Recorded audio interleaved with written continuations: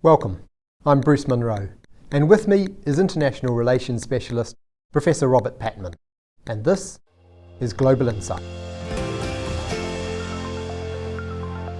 A significant rift has developed between New Zealand and Australia this week, when Australian Prime Minister Scott Morrison stripped a possible terrorist of her Australian citizenship, making her New Zealand's problem. Welcome, Robert. Morning, Bruce. Can you briefly recap for us what has happened? Yes, a dual national, Miss Ardern, was affiliated with ISIS and apparently had been married twice to ISIS fighters. Sought to get into Turkey illegally. It was detained by the authorities there. And it's developed that the detention of this woman has been widely reported as a New Zealander. And that drew attention to the fact that Australia has stripped this person of their nationality last year. And that has led to a major row between the New Zealand government and the Australian government, because it now transpires, we know from the Prime Minister of this country, that Ms Ardern had been in discussions with Scott Morrison going back before the period before she was deprived of her citizenship, but nevertheless, instead of working on a joint solution, which the Prime Minister of this country hoped for, Australia invoked domestic legislation, which, according to Mr Morrison, operates automatically.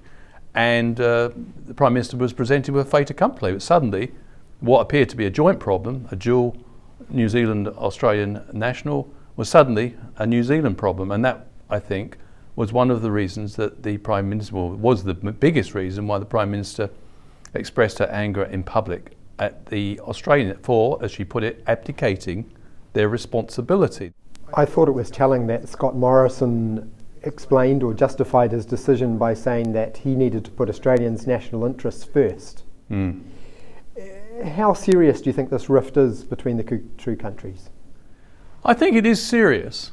One observer described a situation, this rift, where we're allies but not friends. We've had differences before. The New Zealand government has made repeated offers, I should say, to resettle people languishing in detention centres in the Pacific, which Australia has constructed. Australia has not responded to those repeated offers to allow those people to be resettled in New Zealand. And it's also no secret, and it's been much covered in our media here, that New Zealand nationals who spent virtually no time in this country, and some of them have been living in Australia since the age of 2, have been deported. New Zealand Prime Minister Jacinda Ardern, she's been very forthright. Yeah. As you said, she said that Australia has abdicated its responsibilities. Has she done the right thing in calling Australia out publicly like this? Yes, I think she has, because I don't think this is an issue which we can tiptoe around. Cutting these people free, that's terror suspects, does not contribute to improving the security scenario or the security picture for all countries in the world. In fact, New Zealand and Australia have to take responsibility for these citizens who've gone to fight in Syria.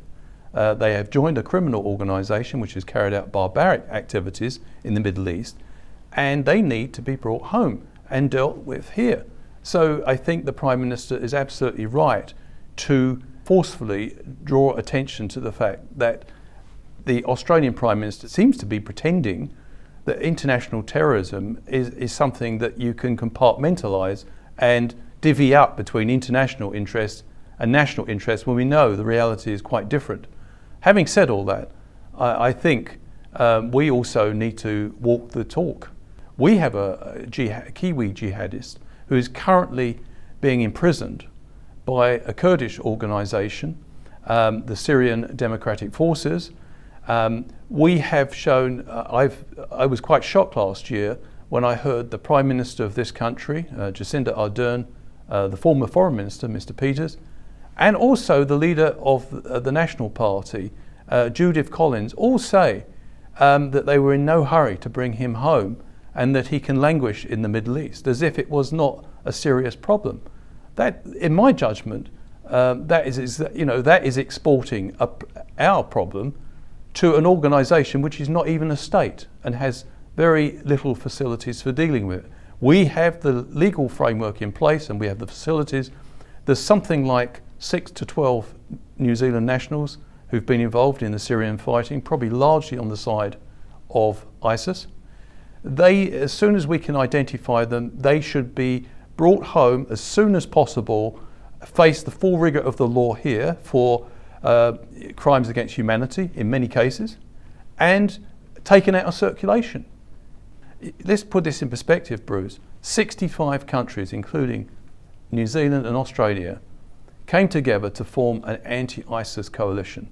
They did so because they recognised that international cooperation was the key to diminishing the threat from a terrorist organisation which was a global threat.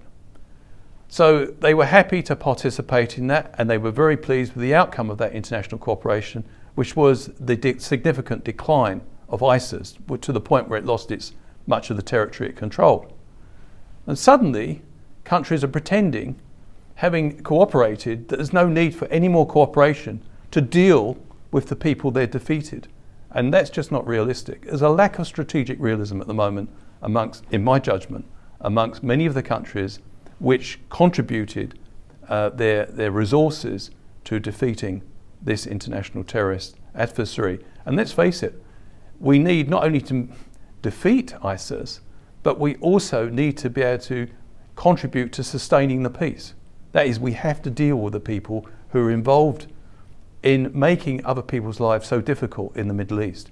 And these are citizens of our country in Australia and citizens from many Western countries. Thank you, Robert. Thank you. And thank you for watching. Catch us next time on Global Insight. Noho ora mai.